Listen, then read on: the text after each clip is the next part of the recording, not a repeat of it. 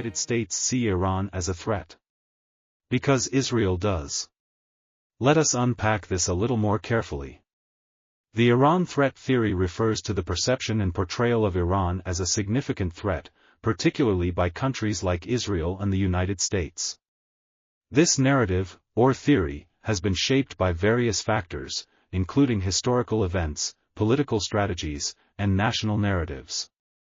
Israel's perception of Iran has undergone significant shifts over time, influenced by historical events, political ideologies, and strategic considerations. Here's an overview of these changes. Before the Iranian Revolution, in 1979, Israel and Iran enjoyed close relations under the Periphery Doctrine. The doctrine aimed to create alliances with non-Arab states in the Middle East to counterbalance Arab hostility. This cooperation included official diplomatic relations and robust trade, particularly in oil, which was crucial for Israel during the Arab boycott. The Periphery Doctrine was a strategic foreign policy concept developed by Israel in the 1950s, primarily under the leadership of Prime Minister David Ben-Gurion. It aimed to counter the diplomatic and economic isolation imposed by Arab states by forming alliances with non-Arab countries and minorities in the Middle East. The Periphery Doctrine was designed to offset Arab hostility and pan-Arabism, by creating strategic partnerships with pro-Western states and communities that were geographically peripheral to the Arab world. The doctrine initially involved alliances with countries like Turkey, Iran, under the Shah, and Ethiopia. These non-Arab nations had conflicts with Arab states and maintained ties with Western powers, making them natural allies for Israel. Besides countries, the doctrine also aimed to build relationships with ethnic and religious minorities, such as the Kurds, Druze, Copts, and Middle Eastern Christians, who were seen as potential allies against Arab nationalism. The primary goals of the doctrine were to counter Arab hostility, maintain a balance of power, and ensure Israel's security by leveraging these alliances. According to the Periphery Doctrine, therefore both Iran and Israel shared common enemies, such as Arab states, and saw each other as strategic partners in the region. Israeli leaders always viewed the Periphery Doctrine as a temporary measure, until peace could be achieved with Arab neighbors. The doctrine's effectiveness waned, because of significant political changes in partner countries, such as the American-induced fall of the Shah in Iran in 1979, and geopolitical shifts in Turkey's stance. In recent years, Israel has pursued a reverse Periphery Doctrine, focusing on alliances with Arab states that share common adversaries, such as Iran. The greatest promoter of this new reverse Periphery Doctrine is Benjamin Netanyahu. Benjamin Netanyahu has played a pivotal role in shaping the Iran threat theory, both domestically and internationally. Here are key aspects of his involvement. First, there is fearmongering for domestic Israeli politics. Netanyahu has consistently used the Iranian threat as a central theme in his election campaigns. By portraying himself as the only leader capable of protecting Israel from Iran, he has leveraged fear to garner support and maintain power. Netanyahu has used the Iran threat to divert public attention from internal issues, such as economic challenges and the Israeli-Palestinian conflict. This strategy has allowed him to maintain a strong political stance, while sidestepping domestic crises, especially very significant charges against him, for corruption. Second, Netanyahu needs the Iran threat theory as a tool for international diplomacy and bring about escalation, because wars and politicians go together, like fish to water. Netanyahu has actively sought to influence U.S. policy towards Iran, advocating for a tougher stance and even calling for military action against Iran's nuclear program.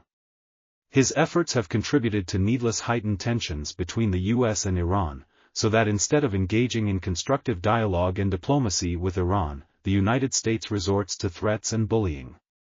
Netanyahu's actions, such as the recent assassinations of high-ranking figures in Hezbollah and Hamas, are attempts to maximize escalation and reinforce his narrative of Iran as a major threat. It is the hope of Netanyahu that a broader regional conflict will save him politically and legally.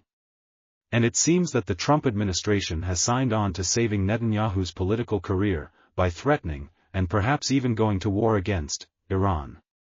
This is why the Houthis have been targeted, because through them, Trump hopes to try and create a situation where an attack on Iran will be justified. Third, there are Netanyahu's relentless rhetorical campaigns.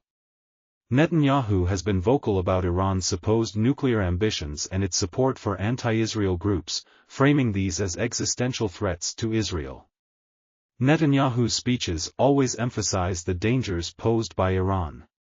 Never mind that Iran has denied having an interest in developing nuclear weapons, and its leaders have declared nuclear weapons to be haram, or un-Islamic.